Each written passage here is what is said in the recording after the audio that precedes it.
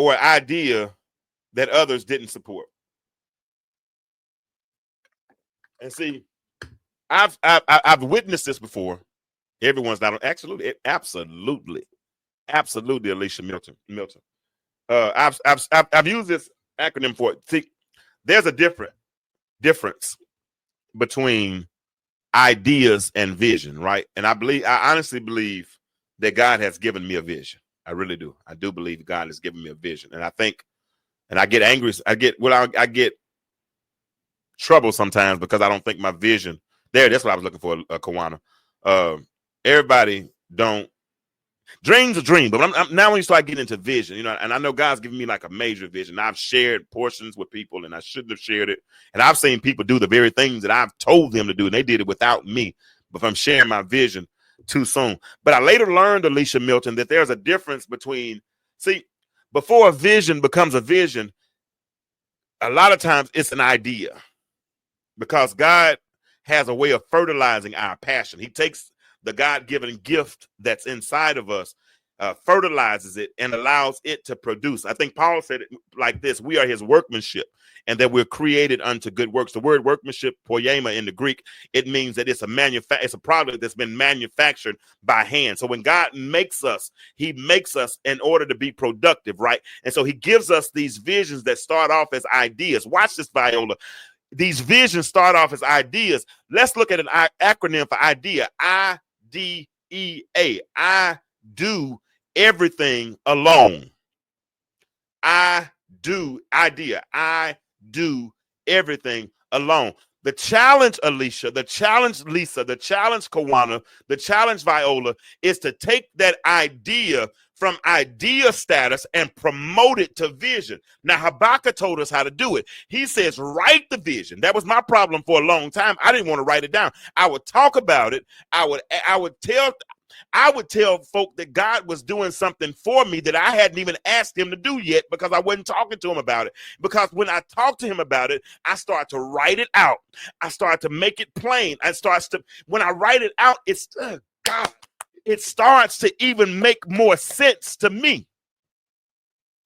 And see, sometimes we'll start sharing snippets and smidgets and parts of our dreams with people who aren't even on our team in the first place. And then, Kawana, they start to kill our dream, because we can't even be apologists with our own dreams. We can't even defend our dream because we don't even know it yet. I can imagine while Joseph was sitting in the pit, he probably said, you know what, me and my big mouth, I talk too much.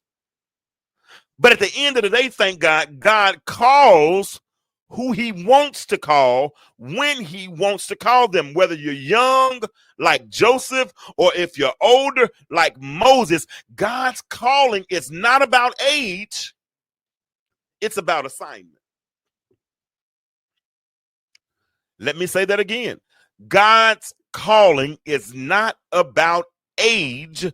It's about assignment. If you've been called young, be patient. If you've been called later in life, don't think it's too late. Don't think it's too late, because it's never about age. It's all about assignment. Whatever passion God has given unto you, when you allow him to, when you surrender to his will, he will fertilize that passion.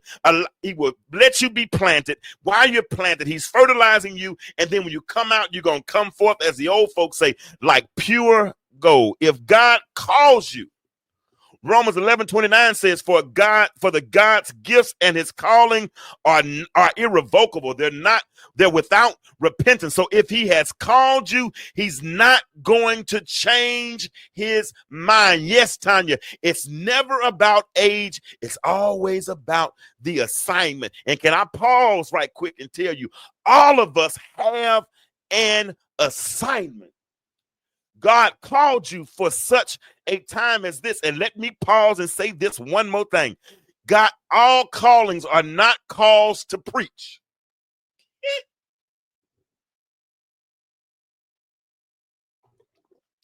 All callings are not calls to preach. Sometimes he calls you to service. He might be calling you to prison ministry. He might be calling you to other young ladies who've been violated. Oh, God. All callings are not calls to pray. If God called you, he's not going to change his mind. Not going to do it. Not going to do it. Not going to do it. Not going to do it. So despite this dysfunctional home that he lived in, he had a calling. And let me tell you something. Sometimes the dysfunction that we go through is the manure. It's the muck. It's the, I can't cuss on it. It's the stuff that provides the friction. Oh, God, that provides the agitation, the provocation, that thing that provokes. See, sometimes, you know what? Sometimes you don't pray until folks provoke you to pray. But when they provoke you to pray, you pray the most powerful prayer. Oh, God. So sometimes it's the stuff that you go through that causes you to groan. When Joseph was in the pit, thinking that he had been buried, but later realizing that he had been planted, that was part of the process. So let's bring this full circle. So understand this. Joseph, I'm feeling this thing tonight. Joseph didn't just wake up in the place of God. Yeah, if y'all haven't tagged anybody yet, why haven't y'all tagged by 3 people for me? Yeah, because somebody else needs to hear this. Joseph did not just wake up in the place of God. He was shaped by everything he went through. You know, the stuff you're going through. And you asking God, man, why I got to go through this? I'm supposed to be your child. I mean, I'm complaining. I'm upset. I'm crying in the midnight hour. I mean, my pillow is saturated with tears, and I feel like God has abandoned me, and I feel like God has forgotten about me. But do you realize that the omnipresence of God, there's no spot that he's not. He's everywhere at the same time. Even while you're going through the perils and the problems and the perplexities, he's standing on the periphery saying, just prove me, just trust me, and I promise you, if you call me one more time, I'm going to come and see about you. But all he wants us to do is reach while we're being planted, not buried, because victims are buried. Victims are buried, but victors are planted because they realize that, but soon and after a while, thank you, grandmama, soon and after a while, before the rubber meets the road, before it's all said and done, I'm going to walk into my purpose. That's why he could say, am I in the place of God? But he could say, you meant evil against me, but God meant it unto good, because he understood. Oh, God, he understood that his past was not wasted. His past was training. Look, yeah, somebody type that in the comment for me. Say, my past was not wasted. My past, P-A-S-T, my past was not wasted. I was supposed to go through what I went through. The divorce, when I was going through it, I felt like I was abandoned, but I didn't realize that there was some purpose in that pain. I understand it now, because now God is using me to help a whole lot of other folk get unstuck, because I was stuck. Some of y'all ain't typing it fast enough. My past was not wasted. Type it. My past, everything that you've gone through was profitable if you look at it in the right, proper perspective. But while you're murmuring, while you're complaining, instead of trying to figure out what God is trying to teach me in this, listen, life lends lessons. I tell you all the time, but we have to consider the clues. And then once we get the clue, we apply that lesson to our life to take us to the next level. Your past wasn't wasted. It was training. Joseph finally realized the pit was not rejection. Your pit was not rejection. Your pit was positioning. God had to use the pit to change the trajectory of your life, because he would have stuck out like a sore thumb in his house, walking around being unstimulated, not being challenged, being smarter and more crafty and different from everybody else. I never have understood autistic children think so much faster, but some reason we got to slow them down to make them think like us, instead of us thinking like them and maximizing their potential. It seems like the average one. And if Joseph had stayed in that house, who knows would he have just become another farmer? Would he have just been out? Come on. But he had to go through a pit, and that pit was positioning him for the portal that would initiate the process that would, first of all, take him to Potiphar's house. And Potiphar's house wasn't punishment, it was leadership training. Think about that.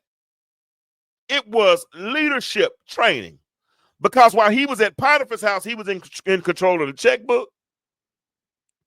He handed out assignments, work orders. He made sure that everything was taken care of. And really, that was a good place to put up a mailbox, Tanya Thompson. Because, see, listen, I like to call Potiphar's house Enough Avenue. And see, Enough Avenue looks like the suburbs if you've been living in Barely Get Along Boulevard.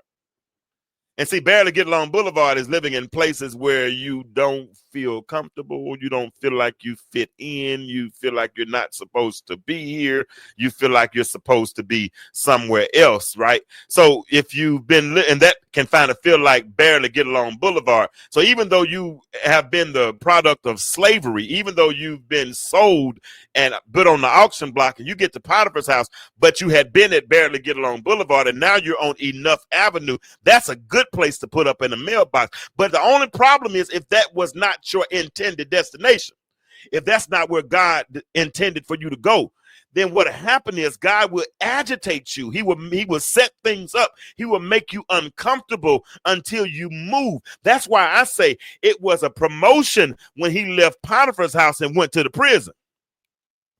So the pit wasn't projection, Potiphar's house wasn't punishment, and the prison wasn't a delay. You know what it was? The prison was development. Because if he didn't go to the prison, he wouldn't have met a baker and a butler, and the baker and the butler had access to Pharaoh, and that's where his intended destination was. His intended destination was the palace with Pharaoh. And here it is. Your intended destination was never meant to be a place that was a temporary place of permanence. It was supposed to, God is trying to take you to the palace. God is trying to take you to the place of your purpose so that you can use your gifts for the body of Christ. Joseph couldn't use his gift at Potiphar's house, but he did use it in prison because he interpreted the dreams of the butler and the baker. And what I like about it is that when he shared his dream, he didn't keep the bad stuff out. See, I get nervous, Lisa, when all dreams or all prophecies end with checks in the mail and money in the bank and new cars in the driveway and houses on land. I get nervous when those are the only kind of prophecies I hear about, because I heard about prophecies like the one that Isaiah gave Hezekiah when he told him, you better get your house in order because you're about to die. See, all prophecies are not good news. And so when Joseph shares a dream with the baker and the butler, he tells one, you're going to be restored, but the other one, you're going to die. And because he told the truth, he ended up at the palace. So the pit wasn't rejection. Potiphar's house wasn't punishment. The prison wasn't delay, but the palace was never about the palace was never about power. The palace was about purpose. Where God is taking you, it doesn't matter about power. See, we get power confused. We want the dunamis power. We want the dynamic power. We want to be able to see that firecracker, that theophany, that epiphany, that thing that happens in front of us. We want to see all of that. But sometimes we don't need the dunamis. We need the exousias. We just need authority. And what's authority? See, authority allows me to speak to the mountains. And the mountains got to change addresses. Authority allows me to have a little faith. I'm talking about mustard seed type faith. And then that faith builds into something else if I operate with the right type of power. The palace was never about power. It was only about purpose. His purpose, at 17, he started interpreting dreams. But he couldn't use a dream. He couldn't use that gift at his father's house. Couldn't use it. Definitely couldn't use it in the pit. Couldn't use it in Potiphar's house. But he used it in prison, which ultimately led it to him using it at the palace.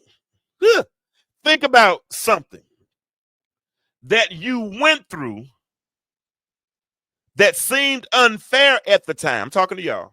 Y'all talk back to me. Y'all be my talk back church tonight. I need an amen crowd. But think about something that you went through that seemed unfair at the time, but now you see how it prepared you.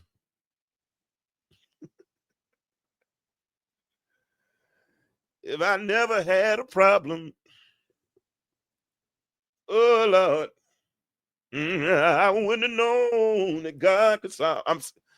Yeah. One thing the pit taught him. See, let me say this. Let me say this. Your past pain prepares you for purpose. Let me say that again. Your past pain his family taught him how to handle difficult people. And handling difficult people is a gift. I'm beyond Tanya, you can tell them because you know a little bit more about my history. Because when I started my church, Tanya was one of my first associate minister. But and she preached that, so I'll never forget her first sermon. She preached up behind all. But anyway, his family taught him how to handle difficult people because growing up in jealousy and betrayal prepared him to handle betrayal in Egypt. The pit taught him how to survive rock bottom. Because, see, rock bottom isn't the end. Keisha, you rocking with me tonight, huh? Y'all see that Cash App and that PayPal and Zelle. If y'all want to be a blessing to the platform, this word is blessing you. And I actually, y'all, if you want to start subscribing, or I'm also seeking sponsors to partner with us, patrons, whatever, $10 a month. If y'all want to be a part of this, I would really appreciate it. But rock bottom is never the end. Rock bottom is a classroom. And while you're in the classroom, you learn the lessons that the teacher is teaching in the classroom. All things work together. Isn't that what the Bible says? For good, for those who are called. Yeah. My question, think about this, and I want you to answer this one out loud. Or if you do, you can answer it. But these are all intended to be rhetorical questions. But what lesson did you learn from your lowest moment? What lesson did you learn from your lowest moment? I learned from my lowest moment. And it sounds so cliche, but it didn't make sense. At 8 years old, when I was praying the little prayers that Deacon Coverson used to pray, 9 years old, praying in prayers that Deacon Coverson used to pray, talking about my footsteps and growing short and my eyesight and got dim. That wasn't my testimony. But after going through some of the stuff I've gone through, now when I say Jesus is a company keeper in a lonely hour, when I say Jesus is a company keeper in a lonely hour, I have I don't have to ride on grandmama's testimony no more. I got my own testimony, right? So understanding that, I understand that all things work together. I didn't understand it then because God didn't give me any anesthesia while I was going through that surgical procedure. And I'm talking about a metaphorical surgery. I'm talking about the heart surgery. I'm talking about where he was changing my heart. I'm talking not where I had to go to Baptist Hospital or Wellstar. I didn't have to go to one of those. I had to lay in my bed. I had to live in this thing called life. And I had to go through a heart procedure where God changed my heart, like David created me a clean heart. And he had to do a spirit overhaul, renew in me a right spirit. I had to learn those things. And I learned he was a company keeper in a lonely. I learned that he was a mind regulator because there was so many times that I thought I could have easily lost my mind, but I learned those things because my past was teaching me those things, preparing me for what I was going through. So Growing up in his home taught him how to handle difficult people. The pit taught him how to survive rock bottom, but Potiphar's house taught him leadership and integrity. Even when his wife threw herself at him. And most men ain't finna turn nothing down. Most of us. I will.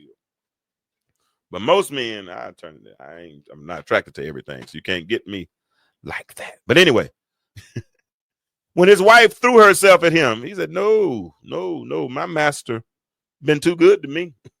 I have access to everything else.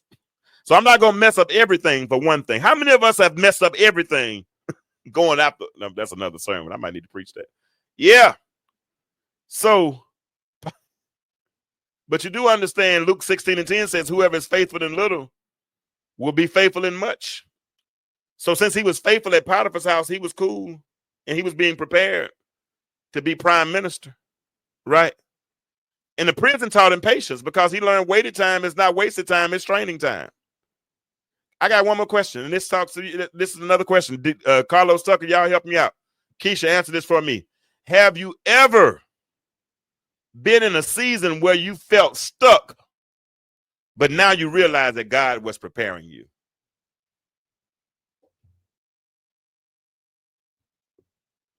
Sometimes I just got to drop back and lay back and throw up both hands. Have you ever been in a season where you felt stuck, but now you realize God was just preparing you? Yeah. So growing up in his family taught him how to handle difficult people because he's being prepared for leadership, being prepared for purpose. All of us, you have been prepared. Understand where you are in life right now. You have been prepared. His family taught him how to deal with handle difficult people. The pit taught him how to survive low places because sometimes you're going to go through low places. Potiphar's house taught him leadership and integrity. The prison taught him patience. But the palace taught him or showed him that everything had a purpose. I remember I was preaching one time for A.J. McMichael, pastor, a friend of mine. And he was kind of a mentor for me. And I used to ask him questions because I didn't understand certain things that I was going through. And he wouldn't give me answers. He would not give me answers. And then one day I was up preaching and he said, well, I was getting ready to preach and he was introducing me. And he said, he asked, Kirkland often asks me questions, but I tell him, that certain things you just have to live through. Some things you just got to go through. Some things, and as you go through them, you grow up. And sometimes we want to go through accelerated growth. Some of these chickens that grow in 7-8 a couple of weeks, and everything's microwave society. We don't want to go through a process anymore. We don't want to go through the process, right? But now that Joseph is standing in front of the Pharaoh, interpreting this dream, and then eventually is promoted to being second in command in all of Egypt, now he can look back and say that everything had a purpose. That's why at Genesis 50:19, he can look up and say, fear not, for I am in the place of God. You meant evil against me, but God meant it unto good. Looking back, this is what I want you to do. Look back. And as you look back, here's the question. Do you see how your past struggles position you for something greater? Even if it's parenting. Because parenting, that's a heck of a calling. Do y'all realize that? Do you realize that parenting is a heck of a calling? Because you are tasked with the responsibility of producing a citizen, or hopefully, prayerfully, a productive citizen in this society. And if you don't take that responsibility seriously, and you got this little joker, instead of being a productive citizen in society, he's being a minister to society, that's your fault. Part of that's your fault because you saw the behavior issues growing up. And when you saw the behavior issues, instead of correcting them, you laughed at them, you let them cuss, and you thought it was cute. You thought it was funny. You putting it all on TikTok and Facebook so you can get views and all these kinds of things, because you're letting them be grown when they're 3 and 4 years old. And then Parenting has a calling, and it involves tapping into each one of those children's gifts individually, identifying those gifts, and then cultivating those gifts, and then creating an atmosphere to get the most out of them as your children. Does that make sense? Does that make sense? That's what God wants us to do. We have a responsibility. Everything that God gives us, he loans us. And he tasks us with the responsibility of occupying until he comes. If the palace showed him that everything had a purpose, when Joseph finally got to the place of God, he realized that his hardships, well, you mean that's not a no, sir. That's, you actually confirmed what I just said. You said mine were thugs like I was. Like is a simile that draws comparison. That's exactly what I just said. So reverse that no, sir, and say, oh yeah, Doc, you're right. Because if you had not been a thug and you produced them to be something else, I mean, and I'm just speaking hypothetically, and there's no perfect science to this, but I think you kind of confirmed a little bit of what I said. But check it out. If he had not been betrayed, he wouldn't have gone to Egypt. If he hadn't been a slave, he would not have been in Potiphar's house. If he had not gone to prison, he never would have met the cupbearer.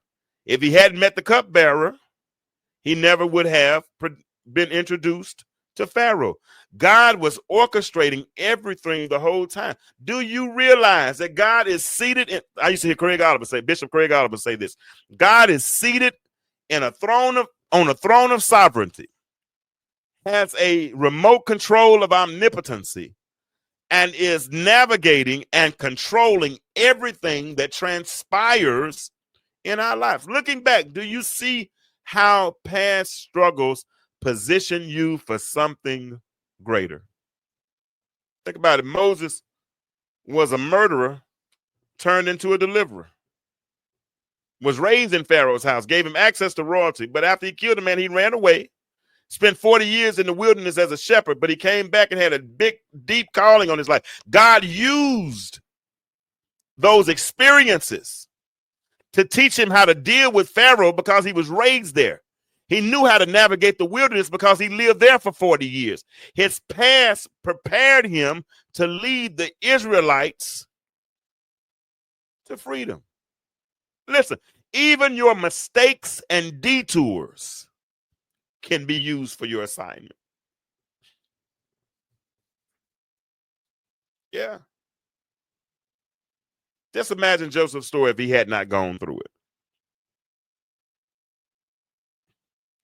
What if Joseph never went? I'm starting to cut across the field and head home now. I'm enjoying this, so y'all give me about a few more minutes. What if Joseph never went through the pit? What if he never went to prison or to Potiphar's house? Would he have developed wisdom and patience?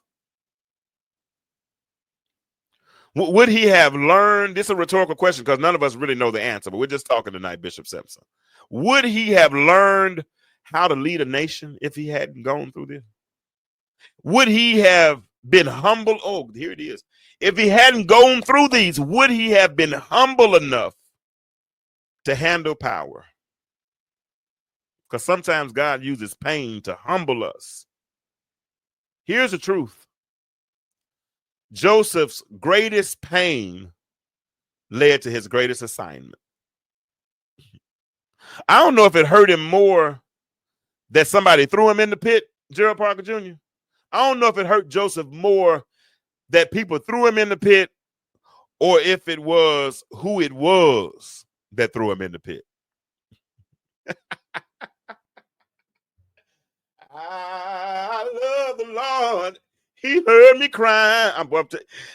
His greatest pain, his brothers threw him in the pit. But can I tell you something? God never wastes a season. Every season of your life was on purpose season. God never, ever wastes a season. What you're going through right now, believe it or not, preaching better. Y'all let know tonight. I wish I could cue up. Believe it or not, what you're going through right now is preparing you for next. Your past was not wasted. It was training. Let me speak to somebody tonight. Because I think this message was intended for somebody tonight. You didn't go through all of that for nothing. You didn't. Your pain was preparation. Your setback, or your setbacks, if you were like me, were setups. And your delays were development. Here it is. I want y'all to drop a comment, DM me, or share your thoughts, whatever. Let's encourage each other. But here's a question. What's one lesson from your past? Lisa, write this question for me in the comments, because I don't think I put this one on here. I don't think I put it on here. But here it is. Let me see. Did I do it? No, I didn't. What's one lesson from your past that you now realize was getting you ready for where you are today? Let me see if I can type that right quick. I'm not a fast typer like y'all. Let's talk about it for a minute. I want y'all talk back to me. What is one lesson from your, how you spell your, past that you now realize was training for your current purpose? There we go. All right.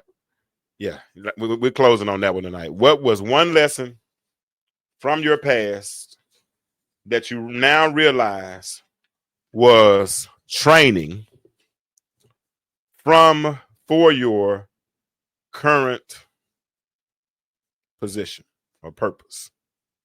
All right. So let me put the phone number up in case anyone wants to. Oh, I got to turn the phone on first. Let me put the phone number up. I'm gonna give y'all 5 or 6 minutes, few minutes or whatever. If y'all decide, if you want to call in, share a testimony, or ask a question, or share. I'd love to hear your testimony. I would love to hear your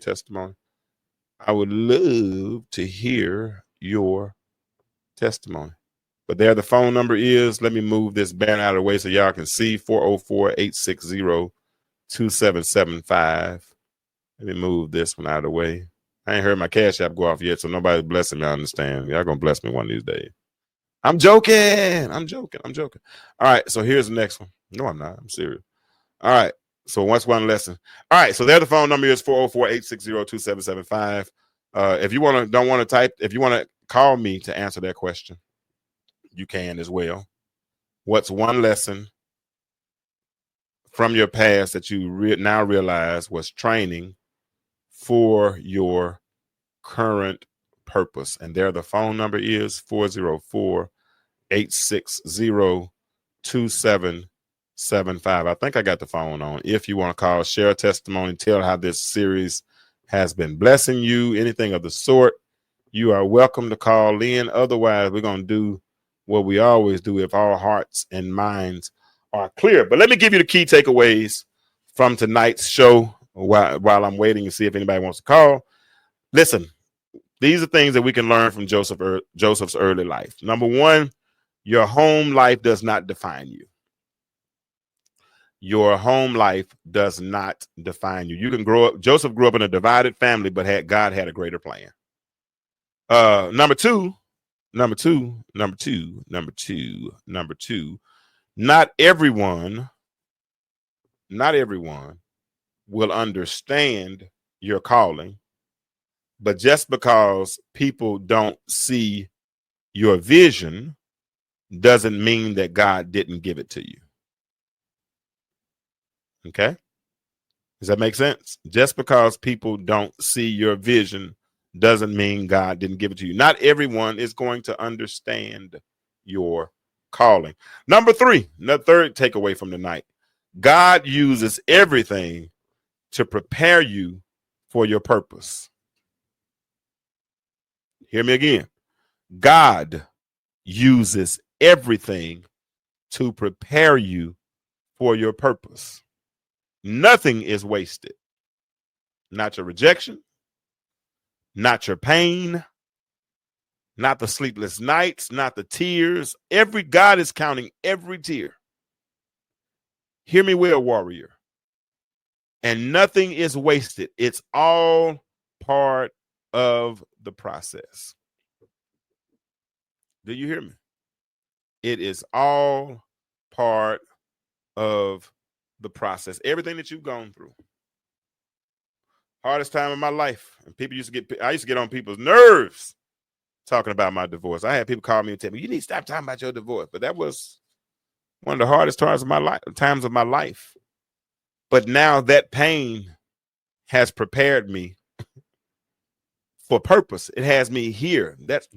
What I'm doing right now, what I've gone through, is I've been prepared to share what I'm sharing. Joseph went through a whole lot. I see what you said about your journey. You said, I understand that my journey thickened my spiritual skin for current purpose. And I hope tonight's episode, looking at Joseph's life, will help you look at your life or your journey a little differently. Because Joseph went through jealousy. Joseph went through rejection. And the main thing Joseph went through, to me, was family drama. Went through family drama. But it all prepared him for a place of purpose. So I'm closing when I tell you this because nobody's calling. I gave you an opportunity. If you want to call, you can call. But Joseph's pain was not pointless.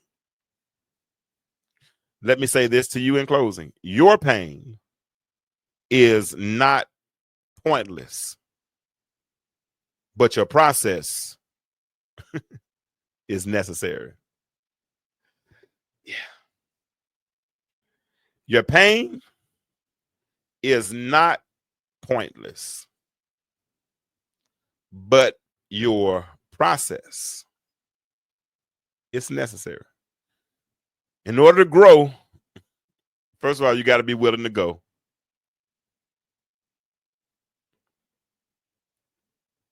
In order to go, you got to be willing to grow. And that means you're going to grow. Nobody said that the road was going to be easy. But just me talking now. I'm only James Kirkland. I'm only one man, but I don't believe that he brought me this far to leave me. Have I got a witness in there? So join me next Monday at 9 p.m. every Monday. And if we choose to do a part 4 of this series, we will. Joseph, I'm telling you, he's one of my favorite characters. Y'all do me a favor. Who is your favorite biblical character? Type it in the comments. I might do a character analysis of them and study their lives as well. And maybe we'll come back with the conclusion that our pain is not pointless, but it is profitable. And your process is necessary. Join me live on Facebook and YouTube Live. Follow us. If you're not following us on TikTok, follow us on TikTok and YouTube, Facebook, Instagram. You like Job? Yeah, I might do something with Job. Esther is your favorite. I might let you do Esther, Tanya. I might let you do Esther. If you want to do Esther, I might let you do Esther. But she's your favorite. Deborah, Deborah got some good stuff. I knew women were going to start coming out, these women. And I don't have a problem with it because we do need to learn more about some of them. All right. So y'all keep putting those in the comments. Keep sharing. If you didn't hear this whole lesson tonight, go back, check it out. If you missed last week's, if you're struggling in the area of forgiveness, Lisa, tell them they need to really, really go back and check out last week's show on YouTube. And I'll have some reels and all that stuff out tomorrow. So if you all want to check out the snippets of these different videos, but it's been real tonight. I appreciate you all for tapping in.